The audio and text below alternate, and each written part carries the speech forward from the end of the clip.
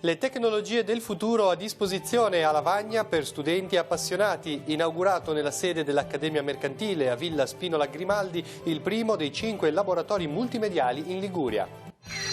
La decisione del sindaco di Chiavari andava assunta prima. Le opposizioni in Consiglio Comunale sollevano perplessità dopo l'annuncio della trattativa con Italgas per chiedere modifiche al progetto di Via Trieste. Una scelta di fede compiuta 400 anni fa. Il piccolo paesino di Semorile di Zoagli ha dato vita a 2 giorni di festa in occasione dell'anniversario dell'istituzione della parrocchia. In occasione della festa di San Francesco d'Assisi, la comunità del santuario di Sant'Antonio a Chiavari organizza un pranzo francescano. Il ricavato andrà a sostegno dei restauri della chiesa.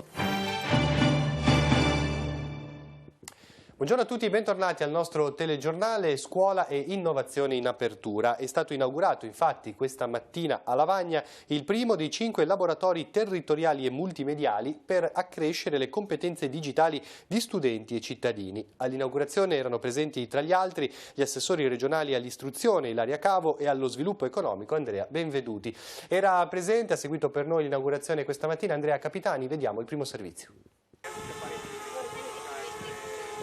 Spazi di incontro aperti a tutti gratuitamente per accrescere le competenze digitali e utilizzare strumenti innovativi per attività formative e didattiche. Si potrà imparare a pilotare i droni, provare i visori per la realtà virtuale o vedere come funziona l'intelligenza artificiale o una stampante 3D nei nuovi spazi inaugurati all'Accademia Mercantile nella sua sede di Lavagna. Questo laboratorio, il primo che si apre a livello regionale, è molto interessante perché si proietta verso la formazione digitale, che è la formazione del prossimo futuro, ed è anche coerente con quello che stiamo facendo come attività istituzionale e che è legato alla formazione ad esempio di tecnici per la multimedialità a bordo, quindi c'è una coerenza complessiva. Quello inaugurato è il primo dei 5 laboratori territoriali multimediali voluti dalla Regione su tutto il territorio regionale attraverso un finanziamento di 250.000 euro. Un sito, labterritoriali.regione.liguria.it e un'app appositamente dedicati potranno essere utilizzati per trovare i laboratori, per notarli e essere informati su dispositivi e attività. Sono laboratori multimediali, assolutamente forniti di tutto, dove saranno soprattutto i giovani, e questo è un centro che forma i ragazzi, a poterne usufruire con un duplice obiettivo, quello sicuramente di formare i giovani alle nuove professioni, per fare in modo che siano in grado di affrontare quello che il mercato del lavoro richiede, ma anche contemporaneamente per orientarli, cioè per fare in modo che capiscano quanto è importante il digitale e facciano scelte poi di lavoro e di approfondimento che non li lasci esclusi da quelle che sono poi le ricerche del mercato del lavoro. Questa iniziativa è un po' una digitalizzazione che parte dal basso, quindi parte da cose anche abbastanza semplici. Vedevamo un drone che volava, quella può essere una professione, quindi i ragazzi devono anche essere interessati, stimolati e aiutati a capire nel mondo vastissimo, perché digitalizzazione vuol dire qualsiasi cosa al giorno d'oggi, che cosa secondo le loro inclinazioni esiste sul mercato e quale percorso professionale li può portare magari un domani a dire arrivo dove volevo andare. Ora la pagina amministrativa, dopo l'annuncio del sindaco di Chiavari relativo all'area Italgas con la richiesta alla proprietà di modificare il progetto, la discussione in Consiglio Comunale è stata lunga e a tratti accesa. Per le opposizioni la decisione andava assunta prima. Sentiamo Emanuela Castello. L'annuncio del sindaco di Chiavari, che in Consiglio Comunale ha spiegato di aver avviato la trattativa con Italgas per chiedere una modifica sostanziale al progetto che verrà realizzato fra il nuovo tribunale e Via Trieste, solleva perplessità fra le opposizioni.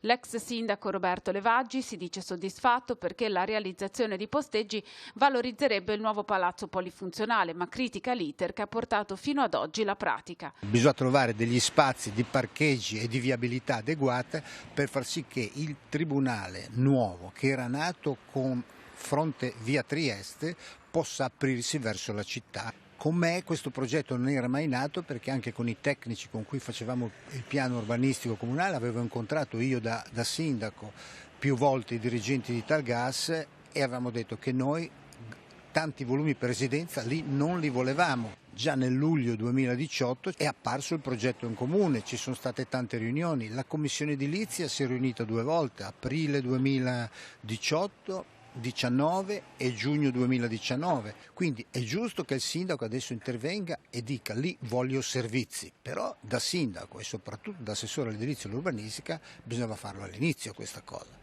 Insomma, questa pratica ha suscitato molto interesse, ma ha suscitato molto interesse perché non è stata seguita sin dall'inizio con adeguata correttezza, a mio avviso. Anche il consigliere comunale, oggi all'opposizione, Giovanni Giardini, che in ragione della pratica Italgas ha lasciato la maggioranza, sottolinea come in questi mesi avrebbero dovuto emergere le criticità del progetto. Se c'è questo scatto in avanti da parte del sindaco, penso che sia stato anche dovuto al fatto che io mi sia mosso su determinati argomenti, che è quello in modo particolare che il piano casa così come è stato presentato non era corretto, questo anche avendo un parere autorevole da parte di un dirigente della Regione Liguria. Il conteggio del volume non è quello che dovrebbe essere individuato nella normativa del piano casa, mi riferisco ai volumi demoliti. E in quel tipo di progetto che ho visto non venivano rispettati i parametri degli standard. Io posso applicare il piano casa in quel determinato modo, però i servizi che necessitano nell'ambito delle norme urbanistiche di riferimento vanno individuati all'interno del lotto e non monetizzati o portati fuori dal lotto. Attualmente noi siamo in una situazione di limbo dove questo progetto è depositato in comune e questo progetto dovrebbe essere o annullato da parte del comune oppure ritirato dalla proprietà. La cronaca: 6 studenti residenti nel Levante Ligure, tutti diciottenni, sono stati denunciati dai carabinieri di Casarza Ligure. Lo scorso mese di luglio i 6 si erano introdotti nell'abitazione di un imprenditore del posto, rovinando gli arredi e le suppelletti lì presenti. Dopo le indagini è scattata la denuncia per concorso in violazione di domicilio aggravato e danneggiamento. E nelle prime ore di questa mattina i carabinieri di Chiavari hanno denunciato 6 stranieri di età compresa tra i 32 e i 62 anni, tutti con precedenti. I 6, incuranti della specifica ordinanza comunale, stazionavano in piazza dell'Umanità, ex Colmata Mare, all'interno dell'area vietata a persone e veicoli. Adesso siamo all'informazione religiosa. Gli abitanti di Semorile, frazione di Zoagli, hanno dato vita a 2 giorni di festa in occasione del 400° anniversario dell'istituzione della parrocchia. Un momento molto atteso, è stato l'occasione per esprimere gratitudine nei confronti di chi non c'è più, ma anche per celebrare nella fede il desiderio che mosse quella scelta 4 secoli fa. Siamo andati a vedere. Ha 400 anni, ma li porta benissimo la comunità di San Giovanni Battista a Semorile, perché la sua esistenza autonoma, iniziata nel 1619 con l'istituzione della parrocchia che si staccò da quella di Zoagli, è la dimostrazione del fatto che le peculiarità di un luogo non vengono meno se si cammina in comunione con chi si ha vicino. Il paese, che vive arroccato sulla collina a picco sul mare, è bellissimo e ha potuto godere in questi ultimi anni di un'accurata riqualificazione. Ma questo non sarebbe nulla se a renderlo vivo non ci fosse la comunità, piccola nei numeri, 60 abitanti, ma grande nella fede. Se andiamo a vedere gli anni 700-800, qui c'erano 400 persone, adesso sono una sessantina.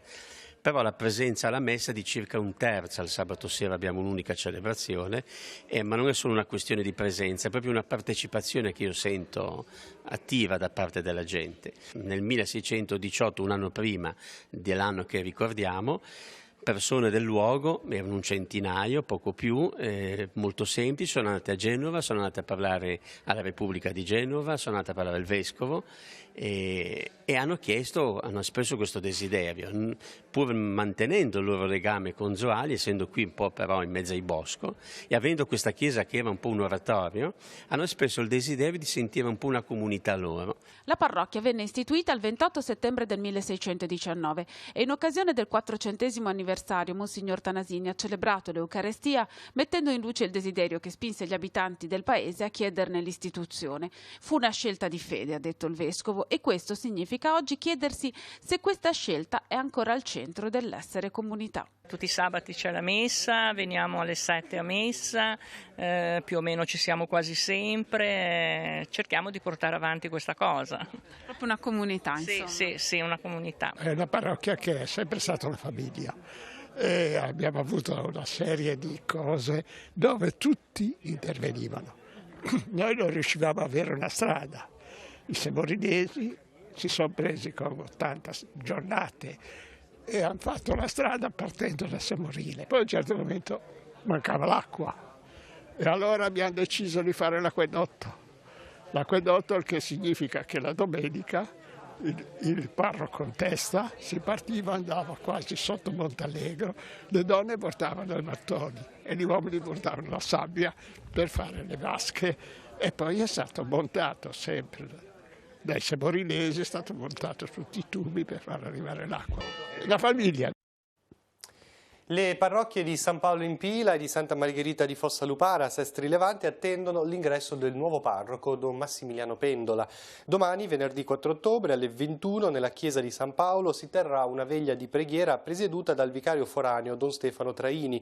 Il parroco farà il suo ingresso a Pila sabato alle 15 con la messa celebrata dal vescovo. Il giorno dopo, domenica, invece, Don Pendola celebrerà la messa nella chiesa di Santa Margherita e al termine incontrerà la comunità.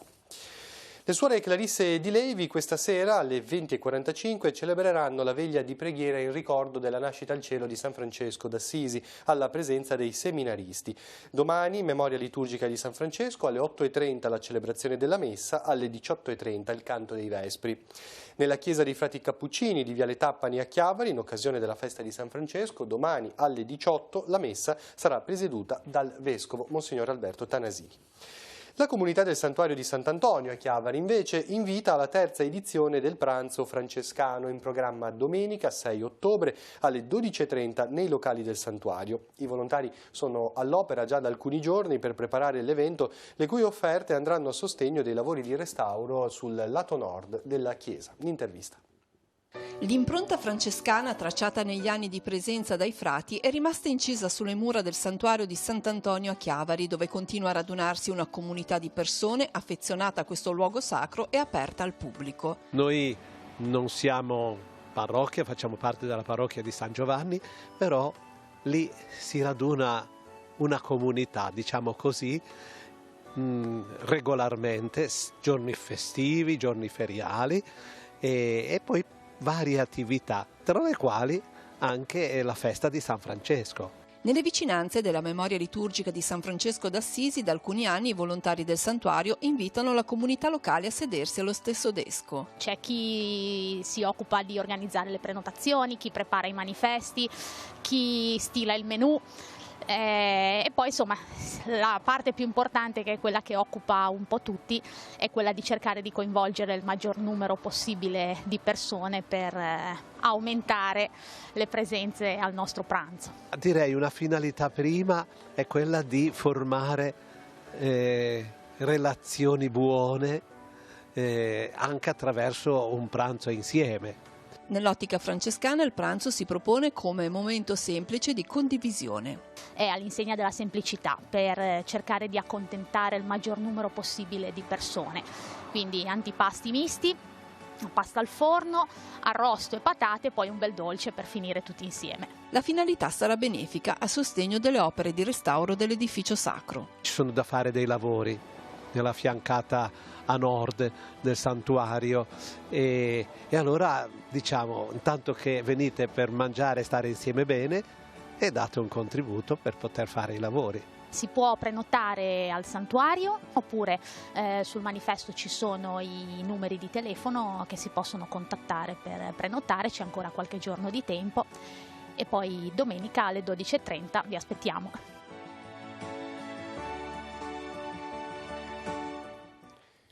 Il numero telefonico da contattare per prenotare è il 371 1698 479. In ogni caso tutti i dettagli sul nostro sito teleradiopace.com. Ora spazio all'economia. L'Agenzia delle Entrate ha chiarito alcuni aspetti relativi al pagamento del canone RAI nella bolletta dell'energia elettrica. Vediamo la scheda con i dettagli su importi, esenzioni e modalità di pagamento.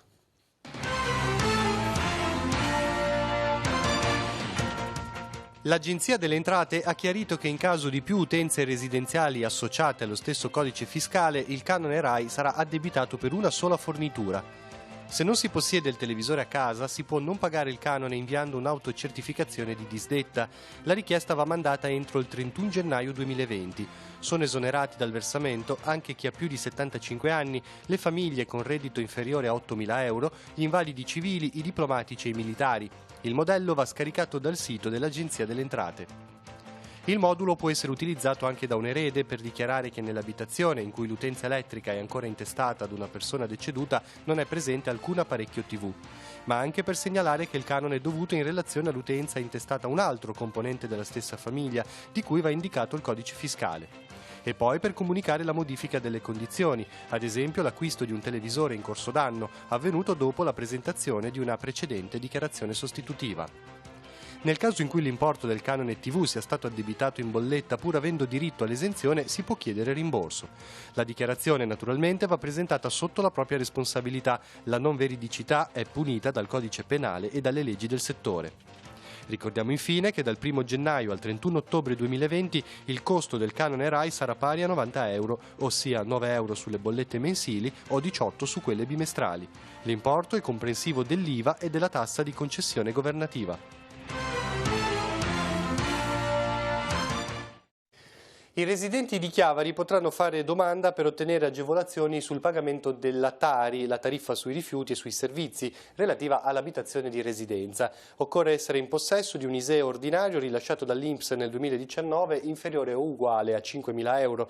C'è tempo per presentare la domanda sino al 30 ottobre. Il modulo può essere scaricato dal sito del Comune o ritirato negli uffici di Piazza San Francesco lunedì, mercoledì e venerdì dalle 9 alle 12.30, il mercoledì pomeriggio dalle 14.30 alle 16.30. A Santa Margherita Ligure invece si potrà prenotare via mail i certificati anagrafici di stato civile. Bisognerà compilare un modulo e allegare la copia di un documento di identità. Nella richiesta il richiedente potrà indicare se intende ritirare il certificato il mercoledì pomeriggio all'ufficio del protocollo. In caso di provata impossibilità a recarsi in comune, presentando idonea documentazione, il certificato potrà essere recapitato al domicilio. Tutti i dettagli, in ogni caso le mail e i numeri anche da telefonare per chiedere informazioni li trovate sul nostro sito teleradiopace.com. Ora la rassegna stampa, poi ci ritroviamo con gli ultimi aggiornamenti. Avvenire apre con la fotonotizia di vittime dei naufragi. Per le vittime di naufragi è tratta una giornata europea, la strage che fece 368 morti proprio il 3 ottobre di 6 anni fa, del 2013. La coordinatrice per l'Unione Europea, Vassiliadou, dice il traffico di esseri umani colpisce 20.000 persone, ma soltanto 18 sono stati condannati.